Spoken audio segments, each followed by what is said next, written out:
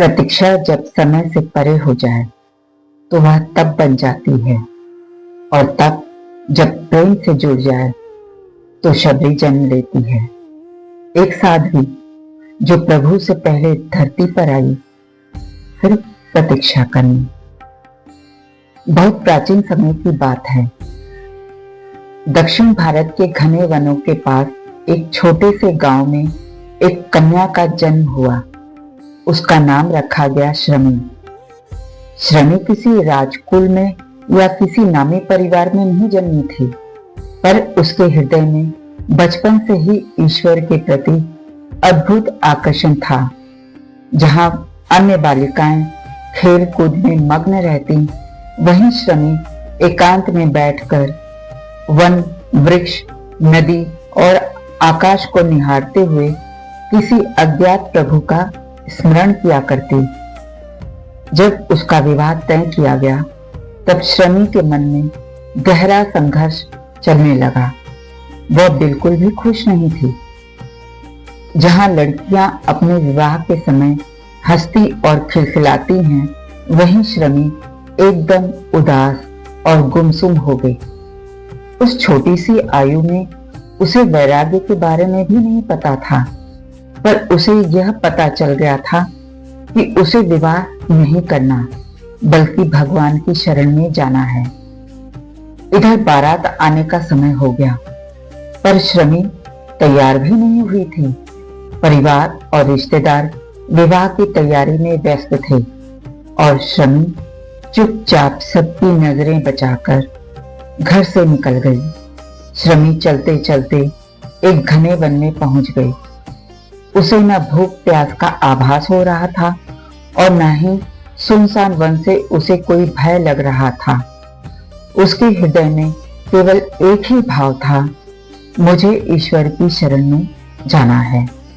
कई दिनों की कठिन यात्रा के बाद वह ऋषि मतंग के आश्रम पहुंची। ऋषि मतंग महान तपस्वी थे। उन्होंने श्रमी की आंखों में सच्चे वैराग्य को देखा।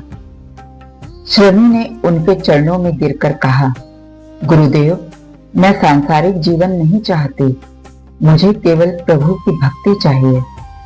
मुझे अपनी शरण में ले लीजिए। ऋषि मतंग ने उसे आश्रम में रहने की अनुमति दे दी। यहीं से श्रमी का जीवन सेवा, संयम और भक्ति में ढल गया।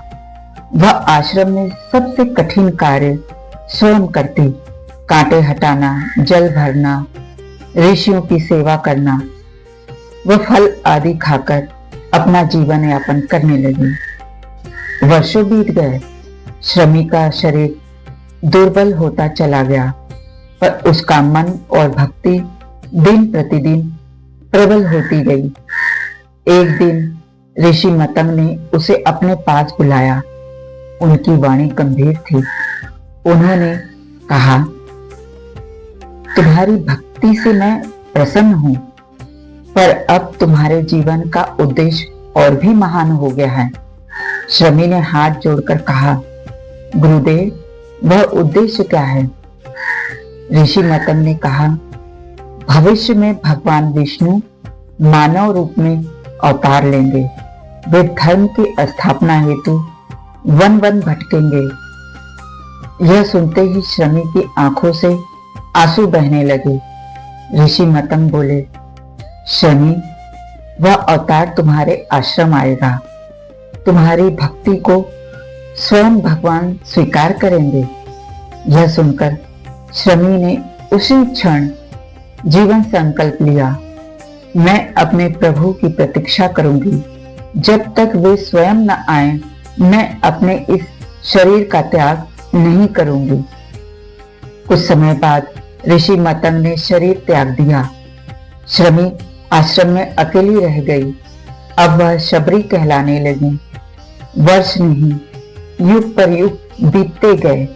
वन बदल गए, कालचक्र घूमता गया, पर शबरी की प्रतीक्षा अडिग रही।